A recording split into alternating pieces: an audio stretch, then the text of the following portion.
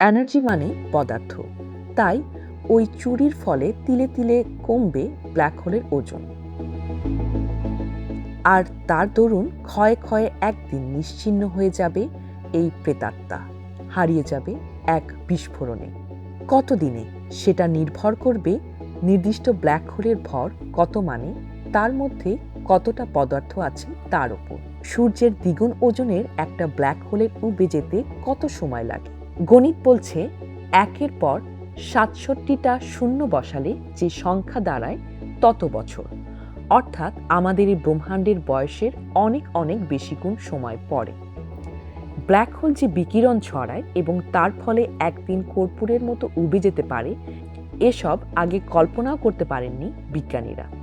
ফলাফল কল্পনাতীত, তাই কি তা প্রকাশে দেরি করেন হকিং? হতে পারে। তারপর ১৯৭৪ সালের শীতকালে অক্সফোর্ডের রাদারফোর্ড অ্যাপলটন ল্যাবরেটরি আয়োজিত এক সেমিনারে জানান তার গবেষণার ফল। যে পেপার পড়েন হকিং তার শিরোনাম ব্ল্যাক হোল এক্সপ্লোশনস। জিজ্ঞাসা চিহ্নটা বলে দিচ্ছে কতখানি ভয়ের সঙ্গে হকিং প্রকাশ করেছিলেন তার প্রতিপাদ্য, যেন তিনি নিঃসন্দেহে নন ওই বিষয়ে। ব্যাপারটা কেমন? একটা উপমা দিয়ে বুঝিয়েছিলেন স্টিফেন হকিংস ইউনিভার্স বইয়ের লেখক জন বসলো। লিখেছেন, ধরুন নিউটন অনেক দ্বিধা ভরে একটা পুস্তিকা প্রচার করছেন যার শিরোনাম অভিকর্ষ কি আপেলকে মাটির দিকে টানে? যতই অকাট্য হোক হকিংয়ের প্রতিপাদ্য, সেমিনারে উপস্থিত বিশেষজ্ঞদের প্রতিক্রিয়া হলো আশানুরূপ। সভার মডারেটর, লন্ডন বিশ্ববিদ্যালয়ে গণিতের অধ্যাপক এবং ব্ল্যাক হোলস আর the shape of minds to come বইয়ের লেখক জন টেলর উঠে দাঁড়িয়ে বললেন, sorry Stephen, but this is absolute rubbish. এতে দমলেন না হকিং, বরং কিছুদিনের মধ্যে নেচার জার্নালে ছাপলেন তার প্রবন্ধ। শিরোনাম একই। প্রতিবাদে কয়েক সংখ্যা পরে নেচার আরেক paper, do black holes really explode? এবারে লেখক টেলর এবং লন্ডনে কিংস কলেজের গবেষক পল ডেভিস। তাদের সিদ্ধান্ত ব্ল্যাক হোল উবে যেতে পারে না। নিজেদের ভুল বুঝতে অবশ্য হকিংয়ের সমালোচকদের বেশি দিন লাগল না। আর ড্যানিস সিয়ামা, যিনি ছিলেন হকিংয়ের পিএইচডি গাইড, তিনি নেচারে প্রকাশিত শিষ্যের পেপার সম্পর্কে বললেন, one of the most beautiful in the history of physics. ওই পেপার হকিংকে এনে দিল ব্রিটেনে একজন বিজ্ঞানীর সর্বোচ্চ সম্মান, ফেলো অফ রয়্যাল সোসাইটির শিরোপা। আর গবেষক মহলে ব্ল্যাক হোল বিকিরণের নাম হয়ে গেল হকিং রেডিয়েশন। বিজ্ঞানে অমরত্ব এভাবেই আসে।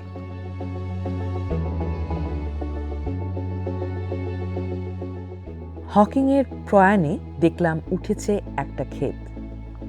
এই সময়ের সবচেয়ে বিখ্যাত বিজ্ঞানী তিনি, অথচ নোবেল প্রাইজ পাননি। হ্যাঁ, হকিং পেয়েছেন বহু পুরস্কার, Albert Einstein award, Wolf prize, Copley medal, fundamental physics prize ওই তালিকায় আছে। নেই এই গ্রহের সবচেয়ে বিখ্যাত পুরস্কার নোবেল। যদি পেতেন তিনি ওই প্রাইজ, তবে তা আসত কোন সাফল্যের জন্য? বিশেষজ্ঞরা এ ব্যাপারে একমত। তা পেতেন হকিং ওই ব্ল্যাক হোল বিকিরণ গবেষণার জন্য। এ কথা ঠিক যে শুধু তত্ত্ব পেশ করার জন্য নোবেল প্রাইজ দেওয়া হয় না, দেওয়া হয় সে তত্ত্বের সত্যতা পরীক্ষায় প্রমাণের পর।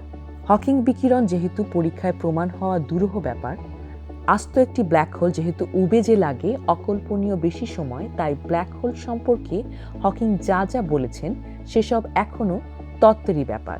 সেজন্য 2016 সালে হকিং ভক্তরা উৎসাহিত হয়েছিলেন এক খবরে।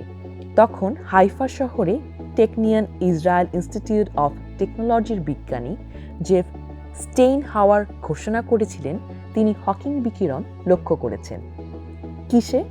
না, মহাশূন্যের ব্ল্যাক হোল থেকে নয়, রুবিডিয়াম মৌলের একগুচ্ছ পরমাণুকে অকল্পনীয় মাত্রায় ঠান্ডা করে মহাশূন্যের ব্ল্যাক হোলের মতো পরিস্থিতি তৈরি করেন স্টেইনহাওয়ার এবং তার মধ্যে লক্ষ্য করেন হকিং বিকিরণ।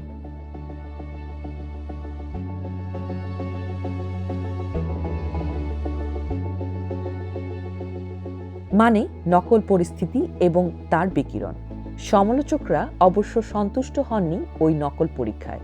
মহাশূন্যে ওই দুই ব্ল্যাক হোল মিশে গিয়ে যে তরঙ্গ ছড়িয়েছিল তা 2015 সালে শনাক্ত করেন বিজ্ঞানীরা। যেহেতু ওরকম তরঙ্গ আইনস্টাইনের জেনারেল রিলেটিভিটির অবশ্যম্ভাবী পরিণাম, তাই ওই তরঙ্গ শনাক্ত হওয়াটা আইনস্টাইনের জয় বলে ঘোষিত হয়। তখন নেচার জার্নালের সাংবাদিক হকিংয়ের ইন্টারভিউ নিলে তিনি জানান বিজ্ঞানীরা তার এক অনুমান পরীক্ষায় সচেষ্ট হলে তিনি খুশি হবেন। কি অনুমান? দুটো ব্ল্যাক হোল মিশলে দুটোর ইভেন্ট হরাইজনের মোট ক্ষেত্রফলের চেয়েও বেশি হবে নতুন তৈরি ব্ল্যাক হোলের ইভেন্ট হরাইজনের ক্ষেত্রফল। এই অনুমান সত্যি প্রমাণ হলেও নোবেল পেতে পারতেন হকিং। মজার ব্যাপার, হকিংয়ের নোবেল প্রাপ্তির অপেক্ষায় বসে না থেকে বিজ্ঞানীরা কিন্তু মেনে নিয়েছেন যে ব্ল্যাক হোল বিকিরণ বাস্তব ঘটনা। হকিং বলেছিলেন বিকিরণে ক্ষয়ে ক্ষয়ে ব্ল্যাক হোল যদি একদিন সত্যিই উবে যায় তাহলে টিকে থাকার সময় আগ্রাসী ক্ষুধায় সে গিলে ফেলেছে যেসব পদার্থ, তাদের সব তথ্য এই ব্রহ্মাণ্ড থেকে লোপাট হবে। কারণ হকিং রেডিয়েশন যেহেতু ইভেন্ট হরাইজনের বাইরে থেকে আসে, সেহেতু প্রেতাত্মার জঠরস্থ বস্তুর কোনো চিহ্ন সে বয়ে আনে না। ধরা যাক দুটো ব্ল্যাক হোল, একটার মধ্যে গিয়ে পড়ল এনসাইক্লোপিডিয়া ব্রিটানিকায়ের এক খণ্ড, আর অন্ধকূপের দুঃসহ টানে ছিন্ন ভিন্ন হয়ে মণ্ড পাকিয়ে গেল তার পাতাগুলো। আরেকটা ব্ল্যাক হোলে গিয়ে পড়ল এনসাইক্লোপিডিয়া আমেরিকানার এক খণ্ড, তারও দশা হলো সেরকম। এবার যুগ যুগ ধরে যে হকিং রেডিয়েশন ছড়াবে ওই দুটো ব্ল্যাক হোল, তারা কিন্তু আলাদা চরিত্রের হবে না, হবে হুবহু একরকম। মানে বিকিরণ বলে দেবে না কোন ব্ল্যাক হোল কি গিলেছিল। একটা ব্ল্যাক হোল কিভাবে জন্মালো, টিকে থাকলো কিংবা মারা গেল, এসবের কোনো খবরই হকিং বিকিরণ দেয় না। এর পাশাপাশি তুলনা করা যাক নক্ষত্রের সাধারণ বিস্ফোরণ বা সুপারনোভার ঘটনা। ওই বিস্ফোরণ মহাশূন্যে উগড়ে দেয় যে কণা কিংবা আলো, তা থেকে দিব্যি জানা যায় ওই ঘটনার আগে নক্ষত্রটার ইতিহাস। অবশ্য বাস্তবে অতীত যেসব সময় সহজলভ্য তা নয়।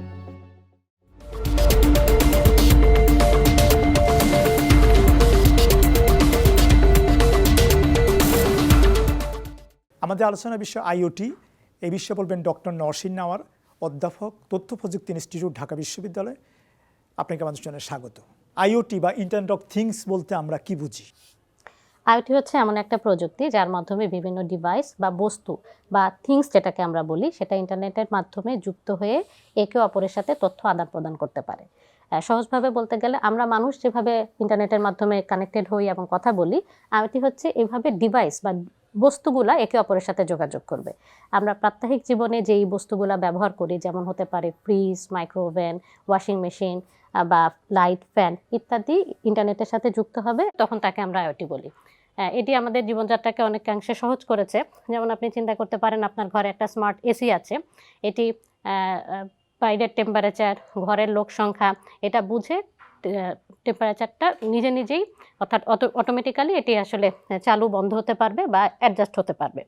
সো আইওটি হতে হলে ডিভাইসগুলোর একটা সেন্সিং ক্যাপাবিলিটি থাকতে হবে, অর্থাৎ এনভায়রনমেন্ট থেকে কোনো একটা চেঞ্জ ডিটেক্ট করার মতো ক্ষমতা তার থাকতে হবে। এটি হতে পারে light sensor, temperature sensor, humidity বা ওয়াটার লেভেল মনিটরিং সেন্সর বা হার্টবিট মনিটরিং সেন্সর ইত্যাদি। অর্থাৎ এটা এনভায়রনমেন্ট থেকে কিছু তথ্য গ্রহণ করবে এবং এটি সার্ভারে, রিমোট সার্ভার অথবা ক্লাউডে পাঠাবে। সেখানে এটা প্রসেস হবে। প্রসেস হওয়ার পর এখান থেকে একটা সিদ্ধান্ত তৈরি করা হবে। এই সিদ্ধান্তের উপর বেস করে আপনি আসলে পরবর্তী কাজটা করতে পারবেন। আজকের বাস্তবতা আইওটির ভূমিকা কতখানি? আজকের সভ্যতায় আইওটির ভূমিকা যদি বলতে চাই, আমরা এরকম একটা সিচুয়েশন চিন্তা করতে পারি যে আপনার সকাল 9টায় একটা মিটিং আছে। আপনি সেই মিটিংটা ধরার জন্য 7টায় একটা অ্যালার্ম সেট করেছেন। এখন এই মিটিংটা 9:30টায় শিফট হয়েছে, অর্থাৎ আধা ঘন্টা শিফট হয়ে গিয়েছে। এটি আপনার মোবাইলে নোটিফিকেশন এসেছে।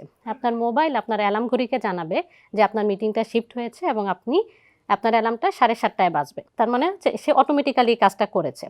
আপনি অফিসে গেলেন নির্ধারিত সময়ে, অফিসে গিয়ে দেখলেন আপনি অফিসে আসার পূর্বেই 10 মিনিট আগে আপনার রুমটা আপনার প্রেফার যে টেম্পারেচার সেই অনুসারে আরামদায়ক একটা টেম্পারেচারে সেট হয়ে আছে। অর্থাৎ আপনি যখন অফিসে আসছেন, অফিস থেকে আসার অফিসে পৌঁছার 10 মিনিট আগে থাকতেই আপনার এসিটা অন হয়েছে এবং আপনার যে টেম্পারেচার সেই অনুসারে সেটা অ্যাডজাস্ট হয়ে গিয়েছে। এগুলি সবই সম্ভব হচ্ছে আইওটির কল্যাণে। এছাড়া আপনি এরকম চিন্তা করতে পারেন যে আপনি হয়তো বাজারে গিয়েছেন, ভুলে গিয়েছেন যে আপনার ফ্রিজে কী আছে। তা আপনি বাজার থেকে আপনার ফ্রিজের সাথে যোগাযোগ করতে পারেন, জিজ্ঞেস করতে পারেন যে আমার এই জায়গায় ভেজিটেবল র্যাকে ভেজিটেবল আছে কিনা। সে ওই পার্টিকুলার জায়গায় ছবি তুলে আপনাকে পাঠিয়ে দিবে এবং ছবি দেখে আপনি সিদ্ধান্ত নিতে পারবেন যে আপনার কিনতে হবে কি হবে না। এগুলি সবই হচ্ছে আইওটির কল্যাণে আমাদের সম্ভব হয়েছে। আমি যদি 2025 সালের কথা বলি, তাহলে বর্তমানে প্রায় 21 বিলিয়ন থেকে 31 বিলিয়ন ডিভাইস সারা ওয়ার্ল্ডে আইওটির মাধ্যমে কানেক্টেড এবং বলা হয় যে 2030 সাল নাগাদ এই কানেক্টিভিটির সংখ্যা আরও বাড়বে, ডাবল হবে।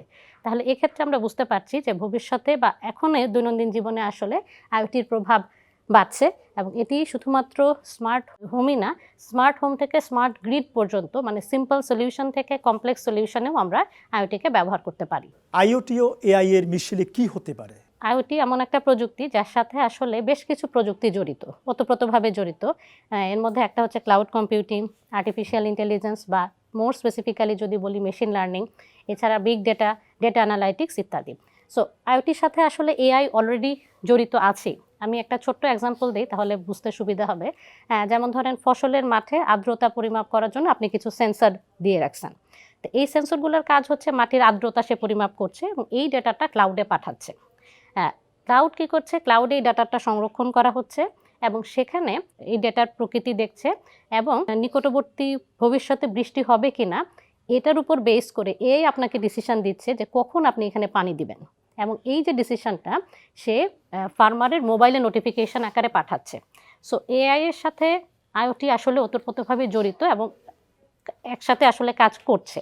এই যে ডিসিশন মেকিংয়ের যে জায়গাটা, আইওটি যে ডিসিশন নিচ্ছে, এটা আসলে এআই ডিসিশনটা মেক করে দিচ্ছে। প্রযুক্তির অগ্রগতিতে আইওটির ভবিষ্যৎ কেমন হতে পারে? এখন বিশ্বে যে পরিমাণ কানেক্টেড ডিভাইস আছে, ভবিষ্যতে এটা আরও বাড়বে এবং ভবিষ্যতে যেটা হবে সেটা হচ্ছে যে এখন আইওটি কীভাবে ব্যবহৃত হচ্ছে, এখন আইওটির সাথে এআই ব্যবহৃত হচ্ছে। আমি আইওটির মাধ্যমে ডেটাগুলো ক্লাউডে পাঠাচ্ছি, ক্লাউড সেখান থেকে ডাটাটা প্রসেস করছে, এআই আমাকে ডিসিশন দিচ্ছে। এখন আইওটি যেভাবে কাজ করছে, আইওটি ডেটা সংরক্ষণ করছে, ডেটা কালেক্ট করছে, কালেক্ট করার পর এই ডেটাটা সে দূরবর্তী কোথাও পাঠিয়ে দিচ্ছে প্রসেসিংয়ের জন্য। এই যে দূরবর্তী জায়গায় পাঠাচ্ছে, ক্লাউড হতে পারে, সেটা সার্ভার হতে পারে, এটা পাঠানোর কারণে আপনার দুটা প্রবলেম থেকে যায়। একটা হচ্ছে ডেটা সিকিউরিটি, আরেকটা হচ্ছে ব্যক্তিগত তথ্যের নিরাপত্তাটা, ব্যক্তিগত তথ্যের ঝুঁকিটা থেকে যায়। সো এই দুটা প্রবলেমকে দূর করার জন্য এখন যে চিন্তাটা করা হচ্ছে সেটা হচ্ছে যে আপনার এআই মডেলগুলো এমনভাবে তৈরি করা যেন সেটা অন ডিভাইসে কাজ করতে পারে, যার ফলে আপনি দূরে কোথাও ডেটাটা পাঠাচ্ছেন না, যার ফলে আপনি ডিভাইসে কাজ হবে এবং এই ডিভাইসগুলো খুব ছোট ওয়্যারেবল ডিভাইস যদি হয় সেটা একটা লকেটও হতে পারে বা একটা চেনও হতে পারে। সো এটা নিজেই যদি এখানে কাজ করে তাহলে আপনি দূরে কোথাও পাঠাচ্ছেন না। সো এইরকম কাজ আসলে বিশ্বের বিভিন্ন জায়গায় হচ্ছে যে এআই মডেলগুলোকে এমনভাবে তৈরি করা যেন সেটা অন ডিভাইসে কাজ করতে পারে। এটা ইউরোপিয়ান ইউনিয়নের একটা রিসার্চ সেন্টারের সাথে আমরা কোলাবোরেটলি কাজ করছি। তাহলে ভবিষ্যতে আইওটির সাথে এআই এর রিলেশন আরও বাড়বে, যার ফলে আমাদের কমিউনিকেশন সিস্টেম সহজ হবে এবং যেই সুবিধাটা হবে সেটা হচ্ছে যে আপনি যখন ডেটাটা দূরে পাঠিয়ে দিচ্ছিলেন আগে, দূরে যখন পাঠায় দেন তাহলে হচ্ছে যে ডেটার সিকিউরিটি এবং ব্যক্তিগত তথ্যের নিরাপত্তার যে ঝুঁকি সেটা বেড়ে যায়। সো আপনি যখন প্রসেসিংটা ডিভাইসে করবেন, অন ডিভাইসে করবেন, তখন আসলে এই ঝুঁকিটা অনেকাংশে কমে যাবে। সো এটা একটা পজিটিভ দিক। এটা বিশ্বের বিভিন্ন ল্যাবরেটরিতে গবেষণাগারে কাজ হচ্ছে। ইউরোপিয়ান ইউনিয়নের সাথে একটা কোলাবোরেশনে আমাদের ইনস্টিটিউটও কাজ করছে। এটাকে বলে টাইনি এমএল। এছাড়া আমরা যখন প্রযুক্তির কমিউনিকেশন প্রযুক্তির উন্নতির কথা বলবো, অর্থাৎ 5G বা এর পরবর্তী প্রজন্মগুলো যখন আসবে, তখন আপনার কমিউনিকেশন আরও ফাস্টার হবে। আইওটির মাধ্যমে আপনার রিয়েল টাইম মনিটরিং বা ডিসিশন নেওয়া সহজ হবে। এছাড়াও আপনার বিভিন্ন জায়গায় যেমন হেলথ অটোমেশন, ইন্ডাস্ট্রির ক্ষেত্রে এই ডিসিশনগুলো মেক করা আমাদের জন্য অনেক সহজ হবে। এবং আইওটির যে মূল যে সমস্যা যেটা ছিল সেটা হচ্ছে, যেটা বললাম যে ডেটা সিকিউরিটি এবং ব্যক্তিগত তথ্যের নিরাপত্তা, এটা যখন আমরা মিটিগেট করতে পারবো, তখন আইওটিকে আসলে আমরা আরও বিভিন্ন ক্ষেত্রে সার্থকভাবে সাফল্যের সহিত ব্যবহার করতে পারবো। ইন্টারনেট অফ থিংস বা আইওটি নিয়ে সুন্দর ও বিশদ আলোকপাতের জন্য আপনাকে অশেষ ধন্যবাদ। আপনাকেও ধন্যবাদ।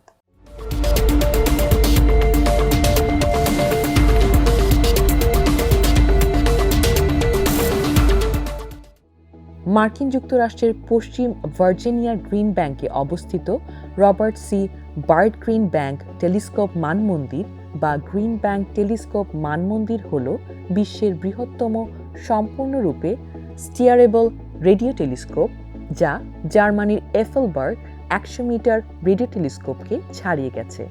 গ্রিন ব্যাংক সোসাইটি 30 সেপ্টেম্বর 2016 পর্যন্ত জাতীয় রেডিও অ্যাস্ট্রোনমি অবজারভেটরির NRAও অংশ ছিল।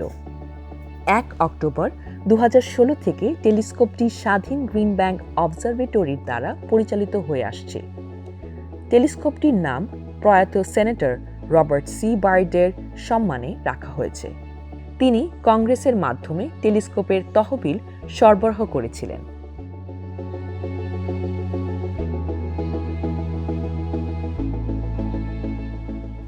গ্রিন ব্যাংক টেলিস্কোপটি মিটার থেকে মিলিমিটার তরঙ্গ দৈর্ঘ্যে কাজ করে। এর 100 মিটার ব্যাসের সংগ্রহ ক্ষেত্র, আনব্লকড অ্যাপারচার এবং ভালো পৃষ্ঠের নির্ভুলতা টেলিস্কোপের সম্পূর্ণ 0.1 থেকে 116 গিগাহার্টজ অপারেটিং রেঞ্জ জুড়ে চমৎকার সংবেদনশীলতা প্রদান করে। জিবিটি সম্পূর্ণরূপে স্টিয়ারেবল এবং স্থানীয় মহাজাগতিক গোলার্ধের 85% অ্যাক্সেসযোগ্য।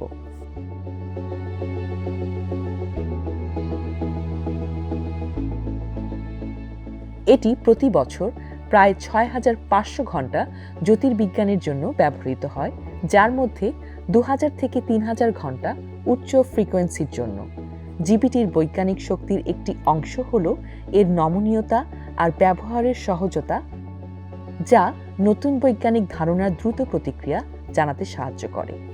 জিবিটির উচ্চ সংবেদনশীলতা ও ম্যাপিং ক্ষমতা এটিকে Atacama large millimetre array, expanded very large array, very long baseline array ও অন্যান্য উচ্চ কৌণিক রেজলিউশন ইন্টারফেরোমিটারের একটি গুরুত্বপূর্ণ পরিপূরক করে তুলেছে। গ্রিন ব্যাংক অবজারভেটরির সুবিধাগুলো অন্যান্য বৈজ্ঞানিক গবেষণা, শিক্ষা এবং জনসাধারণের সম্প্রচারের অনেক প্রোগ্রাম ও ছাত্র শিক্ষকদের প্রশিক্ষণের জন্য ব্যবহৃত হয়। 2001 সালে টেলিস্কোপটি নিয়মিত বিজ্ঞান কার্যক্রম শুরু করে, যা এটিকে মার্কিন জাতীয় বিজ্ঞান ফাউন্ডেশন NSF এর নতুন জ্যোতির্বৈজ্ঞানিক সুবিধাগুলোর মধ্যে একটি করে তোলে।